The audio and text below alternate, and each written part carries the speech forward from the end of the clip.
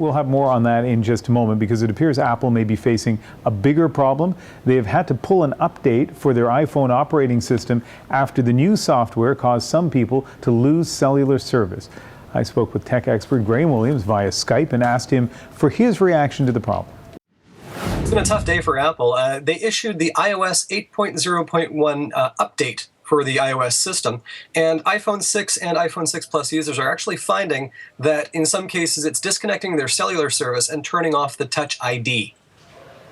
So I guess Apple has done something we haven't often seen, is retreat and put a halt to these upgrades.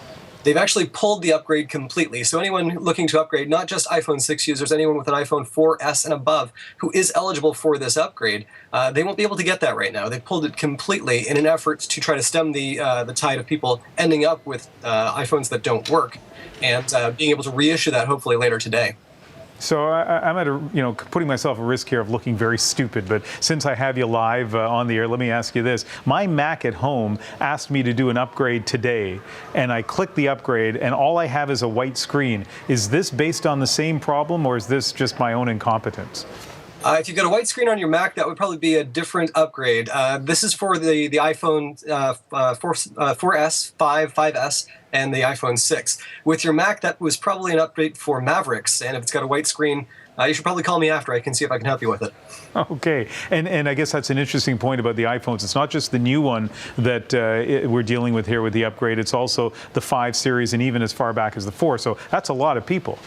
It is. Now, the issue with the cell phone signal not working is only on the iPhone 6 and iPhone 6 Plus that we've seen. So anyone with a 4S, a 5S, or a 5C should be fine if they've updated it to this point. Like I said, Apple has pulled that update, and they are going to be reissuing it. And hopefully by the time they reissue it, and I can almost guarantee this, that the issue will be solved and people will be able to update. Right now, if you've got a 6 and it doesn't work, if you don't have cell signal, you can actually click Restore in iTunes, and it will actually restore back to 8.0.1, and the service will actually begin to work again. Nice. All right. So a bit of an embarrassment for Apple, but let me ask you about this other story. You know, you put your iPhone 6 in your pant pocket and it bends. You are not too concerned about this one. I think this is a bit of a small issue as far as things go. 10 million of these phones were sold. If you take a look at that video that we were watching earlier, a lot of pressure was put onto that phone. I don't know of anyone who actually would put that kind of pressure in a regular everyday usage scenario. The first instance that we saw reported of this was someone having their phone in their pocket for 4 hours as they were driving. It's one of those things where I think this is a $900 computer. It's because it's the iPhone 6 Plus that people are having an issue with. Some respect for the device is probably not a bad choice here. If you're going to be driving for 4 hours, or if you're going to be sitting down, take the phone out of your pocket and put it somewhere where it's less likely to have this kind of pressure put on it. All right, I'm going to give you remote access to my Mac afterwards, and hopefully, Doctor, you can fix that for me, okay? We'll get you fixed up. All right, Graham Williams in Vancouver. Thank you.